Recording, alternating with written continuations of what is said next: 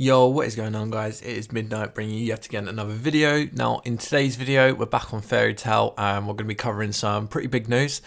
There is currently an update about to come out on the game, well on the global game side of things, which should be coming out on the 3rd of February. So all this information you're getting in this video today should be coming out on the 3rd of February. Server time that is, so obviously I'm in the UK, so it'll be on the 2nd of February for me, I'm pretty sure.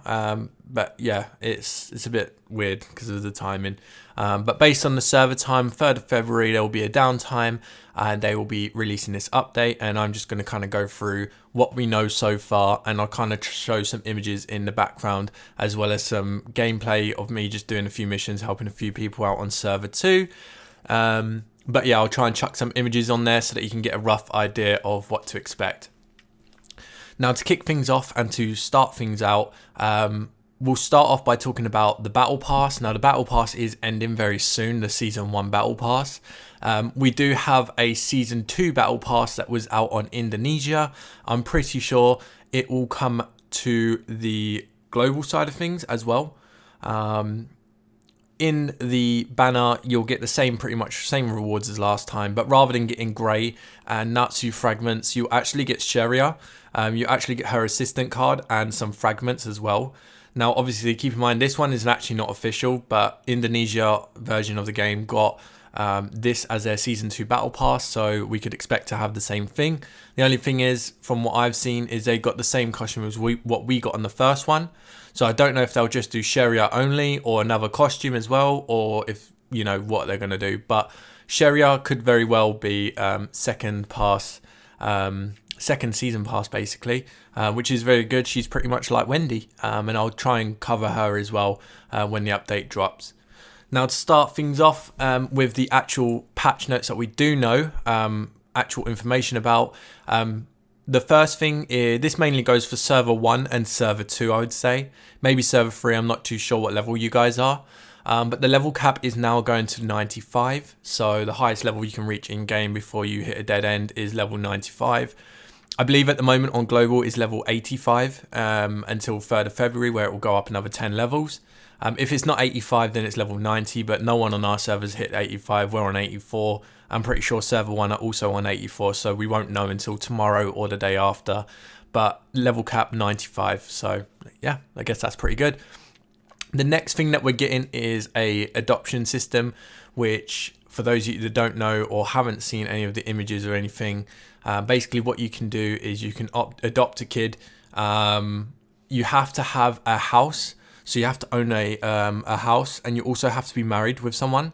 So obviously if you're a female character, you have to be married with a male character and vice versa.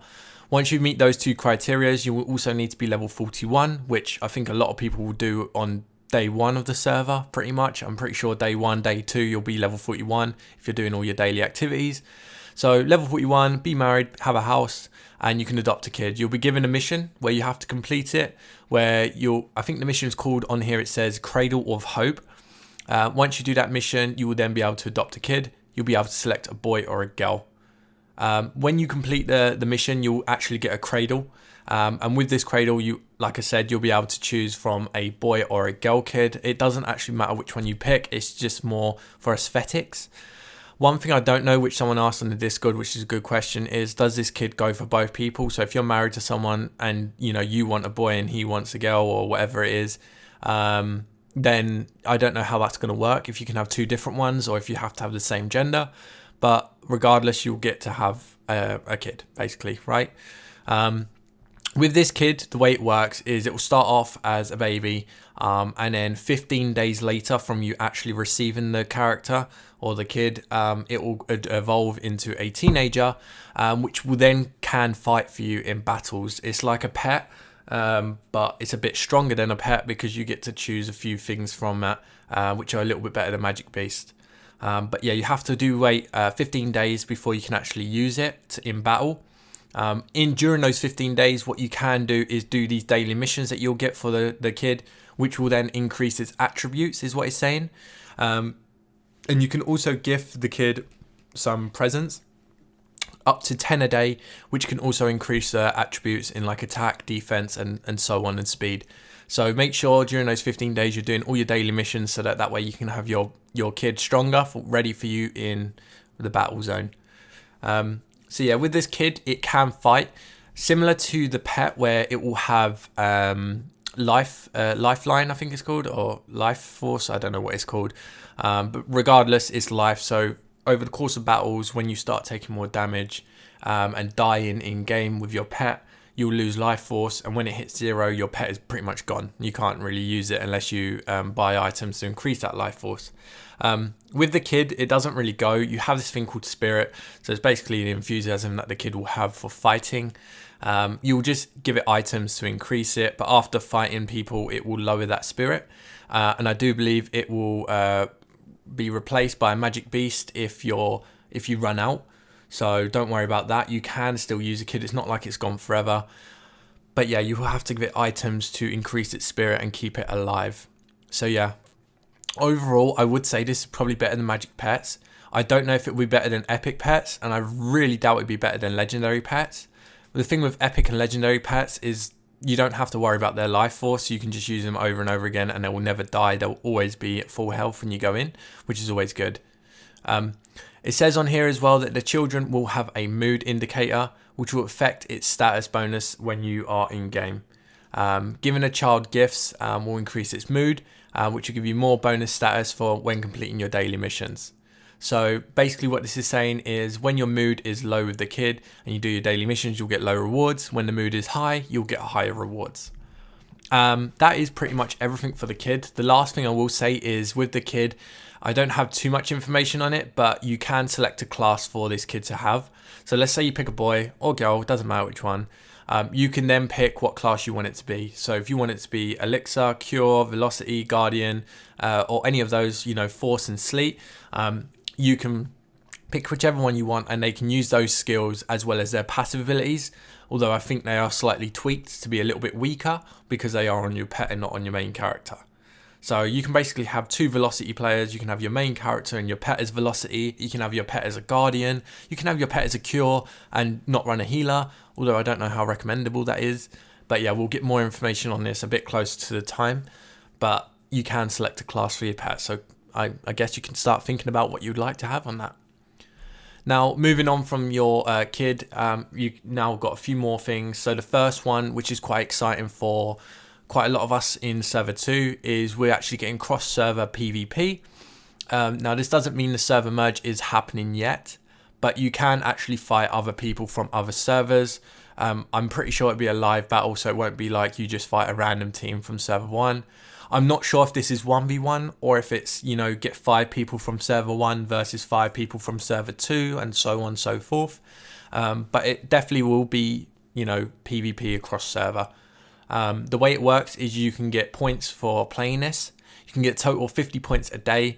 And with those points, you can then use them in a shop, which you can then buy items in store like potions and cuisine is the saying on here. So you can actually get this thing called a cat healing potion, which heals 8,000 HP, which is actually quite a lot. Or you can buy an MP potion for 2,000, which I do believe are 2 new items in game. So quite exciting there for more PvP play. You can do cross server. The next thing that we can get is something called Advanced Temper.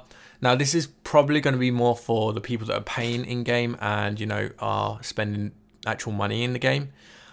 With Temper at the minute, I wouldn't really recommend until you get level 90 gear. Well, once level 95 has come out, because we're going to be stuck there for a little while with that gear. So increasing that ability will be great, because this stuff doesn't carry over to your next set of gear.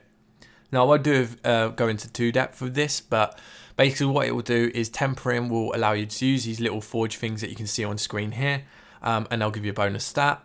This advanced temper now gives you more stat boost, but the item is more rare. However, it does cost gold to actually put onto your gear. So this is where it comes into a bit more pay to win element, I guess. Unless you're doing absolutely amazing in the trade market and you're, selling loads of stuff. So quite a good way to get a little bit of power increase. But again, I would save all of your materials to do with tempering until you're around level 90 gear, because that's going to be the gear that we're going to be stuck at for a little while now. So try and avoid it from your level 80 gear, even though we are going to be here for a while. Now the last two things which are going to be guild related. The first thing is we have now got a guild chest system, which is basically a chest, which I'll go through in just a moment. And we also have another thing called guild skill technology, I think they're calling it, which is actually quite an exciting feature. It's another way to get power in game, but I'll go through that with you now. So the guild chest, the way it works is you complete guild requests, the transform party, which I haven't actually ever done before because it's like 5 o'clock in the morning for me, and defending the dark guild, and you'll get guild chest keys. They're not guaranteed, but you'll get some, and you also get guild chest points. If you get as many chest keys as you can, it will increase your chest level. The higher the level of your chest, the better rewards you'll get. And then you'll need to get, with those guild chest keys, will level up the chest, and with the guild chest points, they'll reach milestones, which you can see at the bottom there, which will then give you more rewards. So you level up the chest with the keys, and then you get the rewards with the points. I'm not sure if this is going to be individual or if this is going to be your guild working together to get this. I would recommend to try and be on an active guild to get all of this stuff, but if not, just do the best that you can. And the last thing is guild skill technology, which honestly we do not have much information on at all. All I know is you will use your guild contribution to increase attributes for your character. I know this will give you a power increase because when you look at your character screen on the leaderboards here, it has a list of all your power stuff on the right. And if you can see on the screen, I'm pretty sure I've got an image up here. You'll see it say something like guild technology or guild skills, and it will say 0 at the minute. That's obviously going to go up once this feature comes out. I don't know what secondary magic is. I think that's going to be another feature for a later date. But for the time being, guild's technology thing will be there on the side. So that is pretty much everything. The only thing I would really recommend for people is if the battle pass does come out, well, if you're going to pay to win anyway, I'll just get it anyway. If you're contemplating it, if you don't have a good healer, so if you don't have Wendy or Ult here, I'd recommend to get the battle pass, just because Shera is actually a really good healer. And you can get her quite high level because you get her actual assistant card. With the tempering, as I said, I would try not to use that until you're level 90 gear. And then with your kid, just make sure you're doing all your daily quests. But obviously I don't have too much information. I can only give you what's out at the moment. And then one thing I do know, which is going to be very valuable for you guys, is I would save up your guild contribution right now. Do not spend it on your cuisine, your pharmacy or anything like that. Don't spend it on the guild shop. I would save as much as you can for when this new feature comes out, so that you can increase your stats a lot more in one go, rather than having to do small amounts daily. Because we've still got like another week until this update comes out. So save up as much as you can, and that's what I'm doing at least. And then I'm just going to go all in when it comes out to get a big power increase, and then hopefully do some harder missions. Yeah, to be fair, that is pretty much everything. Last thing I will say, this is really not 100% at all. Like, don't trust me on this. But I think the next character that we get is actually SS Natsu, and it's going to be a slightly different form of event. It's not going to be the same old I think a magic shop, is it, or magic show? The summoning system that we have right now is actually going to be a different event where you have to like level up something and you'll get rewards when it reaches a certain level, and then you'll get Natsu shards if you're lucky. But yeah, don't quote me on this. This is just something on Indonesia that came out around the same time as Season 2 Battle Pass for them. So those two are unsure, but everything else I told you about is definitely coming out on the 3rd of February. Yeah, 3rd of February. So hopefully you guys enjoyed this video. I'm sorry it's not as much information as you'd like, but hopefully this does help you and you get a little rough idea of what's to come. I'm very excited myself, especially for the guild features. I think that's quite cool to have a bit more variety there. And I think with the kids as well, it's going to be really good for free-to-play players. For most of you free-to-play players as well, it's going to be better than having a magic pet. But yeah, hopefully you guys enjoyed. Take care and peace out.